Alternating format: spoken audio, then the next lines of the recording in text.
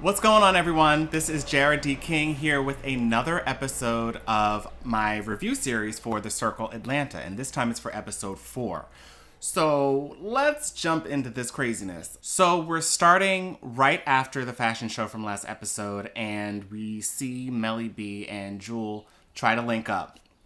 This is kind of the whole issue that fuels the remainder of this episode. Melli B sees that Jewel is good friends and does a show with B-Hawk, who was on The Circle NYC season 3, I believe.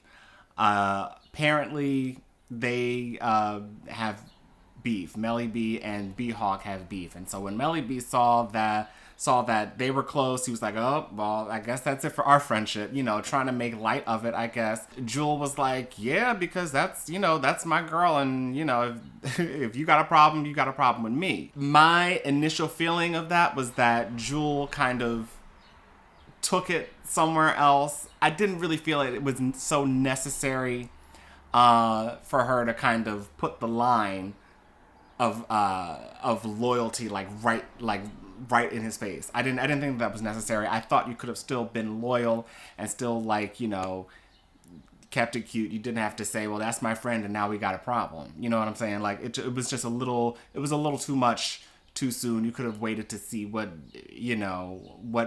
transpires between you and Melli B. Maybe make your own relationship and, keep those things separate. That's a possibility. Or you just know that, you kind of have to be cordial, but just, back off a little bit. So that all sparks an argument. And here is where I flip on whose side I'm on with this. Melli B started calling B-Hawk him and, using the wrong pronouns and repeatedly using the wrong pronouns. Jewel was trying to correct him on that. I mean, regardless of the disagreement that they had based on whether they were going to be friends or not, Jewel was just like, okay, well, let's use the correct pronouns.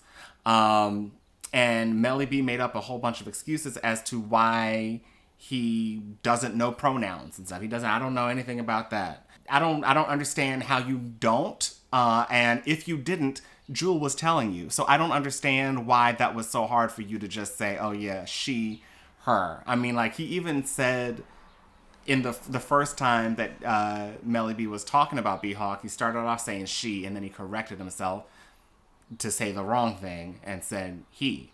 Which, I mean, so he knows what he's doing. So it's not like he's completely ignorant of what is going on and what's respectful. I just feel like there's a way to fight fair. I feel like there's a way to fight without hitting below the belt.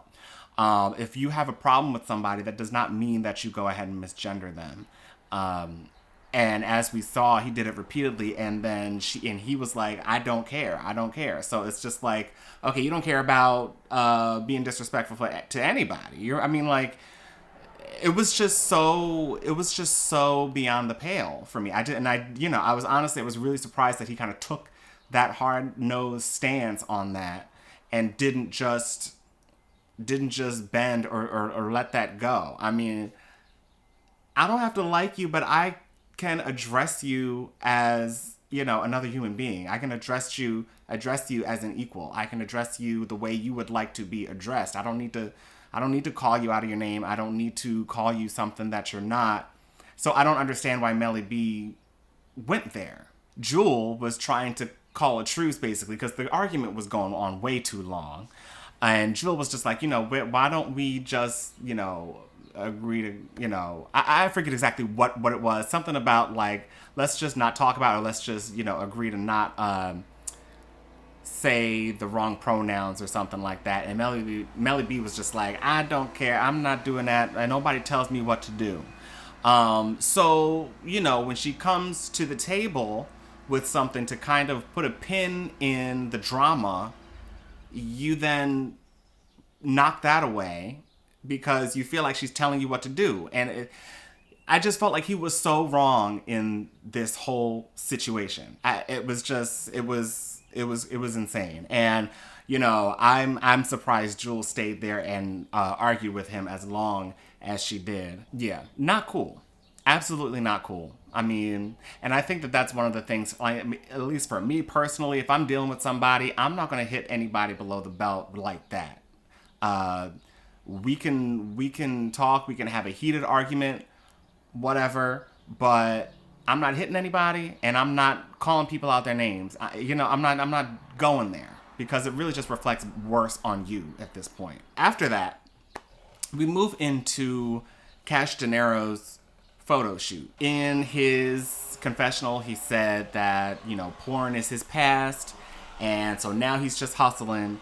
So he had a very sexy photo shoot, and the one thing that I was confused about was what the photo shoot was for. I wasn't sure whether it was for like the clothing line that the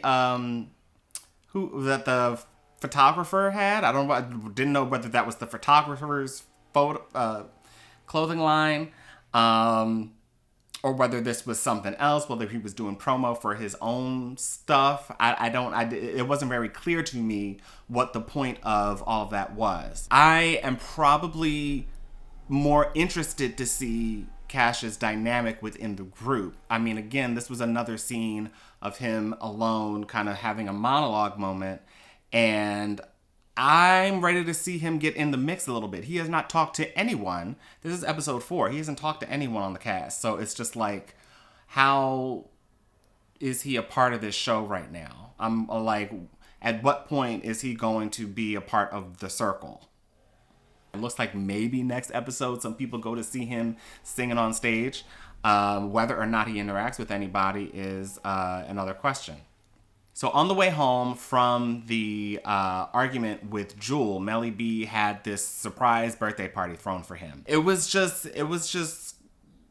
nasty the way that he was kind of talking about her. He was talking about her wig, and it felt like he took up the whole moment, the whole surprise birthday party atmosphere, talking about Jewel. He was talking about like why he doesn't talk about the different pronouns, is why he doesn't use the right pronouns and stuff. And really, it's just disrespectful. It's just disrespectful. And you're really trying to justify your disrespect of other people. I don't know who the people were in that scene. It would have been nice if he got a little pushback from somebody. So then we get to the Friends brunch. There was a moment where Dante and Melli B I guess Dante had already arrived, and then Melli B came in, and then he said hi to everybody, but then he didn't speak to Dante, and Dante didn't speak to him either. So I was just curious what that energy was. There was no confessional or anything associated with that. It just seemed very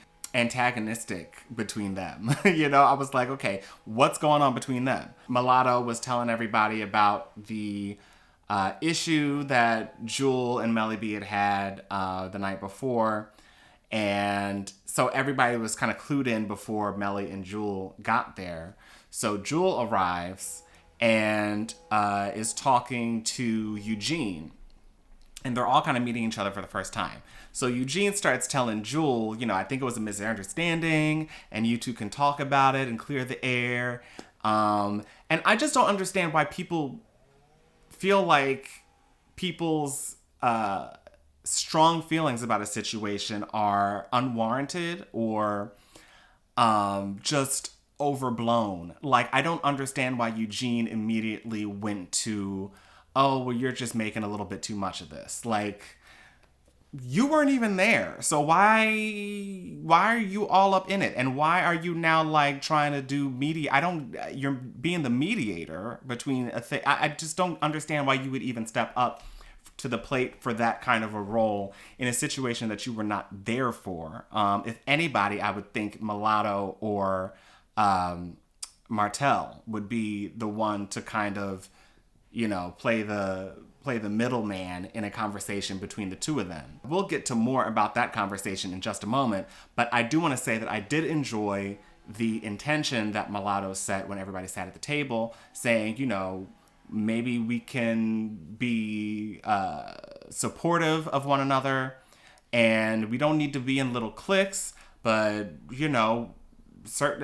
can let's just support one another. Let's be a circle. And I appreciated that. I liked the tone of positivity that she took and that she initiated. She wasn't trying to be messy because there was clearly an issue. There was clearly an elephant in the room, but she knew that it was gonna take some time for them to kind of talk to each other, maybe at a separate time. But I mean, you can't do that when as soon as you sit down, Eugene's like asking Jewel, what are the crystals for? What are you clearing out? What are you doing? And it's just like he just kind of like was poking. He was like stoking the fire a little bit. It was a little bit strange. I was like, okay, so what are we doing here? You don't want peace? I'm like, okay, so because that was not a way to start the mediation. You know, if Jewel feels that she needs something to center herself or whatever, and she's got her crystals at the table, let her have her crystals at the table. She don't need no explanation. You know she's on edge. You don't need to put that out in front of everybody on the table for Melli B to say something. Like, let it be what it is. And that's just how I would roll. But, you know, that's just me. Eugene, I felt, started off way wrong as being a mediator because he didn't even ask Melli B whether that was cool. He asked Jewel, and she agreed to it. But he didn't even ask Melli B whether he could be the mediator between them. You kind of start the whole thing off wrong. If Melli B is not prepared to talk about that at the table, then he's going to feel a little bit on the defensive, and he's going to get ready to go, you know, crazy. So there's not going to be any mediation. There's just going to be a fight, and you know, he didn't even step in and say anything. So he just kind of started the fight again at the table. So, okay. Now, I did not like the fight. It was hard to watch. Melli B kept calling Jewel aggressive. He kept calling her irrational. And those are like these dog whistle terms to try to make another woman look like she's basically the angry black woman. Basically just, you know, somebody who was, you know, just out of her mind, and you shouldn't listen to her because she's crazy. And it's just like, come on, man. Come on. You have to have better conversation skills than that. Jewel never once, in the argument prior and in the argument now, came at him the way that he came at her. I commend Jewel for maintaining her composure, because Melli B gave his whole soliloquy about what he was thinking and feeling during the fight, and kind of twisting some things some way, because, you know, as we saw, Jewel was not being super aggressive during the first fight. Jewel was trying to address it and said, you know, here, let's make a truce, let's do this. But then, like I said earlier, you knocked her hand, metaphorically knocked her hand to the side and said, screw that, nobody's going to tell me what to do. So then what do you want? You just want to fight. You know what I'm saying? Like, it's just like there's really nothing you can do when somebody is so set on that kind of a mindset. So I really felt for Jewel in that situation, because that was not cool. I mean, I feel like everybody at the table was trying to sit back and not get into Melli B's crosshairs. I'm not saying that they were afraid of him, but they just didn't really want to jump into the mix. And I felt like at that moment, even if they had not been there, the one thing that they all could have checked Melli on is, hey, there's no misgendering going on. You know what I'm saying? I just feel like that's a serious issue. It's not up for debate. I understand if you're not used to calling someone they, them, or changing the way you use somebody's pronouns if they transition. I understand if you're not used to it, but when you hear somebody say, you know, my name is so-and-so, or please call me, you know, she, them, or he, they, whatever, then you use that. You address them as such. Otherwise, there is no conversation to be had. Now you're just being blatantly disrespectful. Melli kept trying to say, like, it kept trying to make the point that it was almost like he just forgot in the moment. But no, what you were saying was deliberate about B-Hawk. And the fact that you don't do that with anybody else that's your friend does not excuse the fact that you were being really disrespectful in that moment. I ended the last review saying how turned off I was by what Jewel said, but I just want y'all to be clear that that does not mean that I just hate Jewel, or even in this review, I don't hate anybody. I don't hate Melli B. I just, I understand that we're all human beings and we're all capable of making mistakes. I do think that, my job here as a reviewer is to kind of, I don't know, speak my piece. I'm not going to play favorites with anybody. I'm not going to just be like, Melli B was wrong on this issue, so now I don't like Melli B, or he's just going to be wrong on every issue from this moment moving forward. The same way I am with Jewel. Like, I disagree with her on the ethnicity/racial thing, but as far as this is concerned, I was completely on Jewel's side. And my hat's off to you for sitting there and maintaining your composure. And, I hope that she can hang in there. And I hope that some other cast members will have her back moving forward if something like this comes up again, because it was just completely wrong the way that Melli B was speaking to you, the way that Melli B was addressing B-Hawk, and the way that he just does not care about using the correct pronouns. Like, I feel like eventually you're going to learn you have a business, and eventually you're going to learn and you're going to piss off the wrong person, and your business is going to take a hit. Anyway, that's all I had to say. As you can see, I was quite miffed at this whole situation. But I guess that was the kind of energy that was brought to me. It was an intense episode. I will say that the series from the last episode and now seems to be picking up a bit. I am happier to see more social interactions between the cast and to see them really kind of sharing with one another their actual thoughts and feelings. So we'll see what happens. We'll see what happens next. It looks like there's going to be some more drama going on, as I saw from the preview, but you'll have to wait till next time to get my opinions on that. And as always, you can follow me on Twitter and Instagram at Jarrod D King. And please give me a like and a subscribe, and let me know what you thought in the comments. And I will talk with you soon. See ya.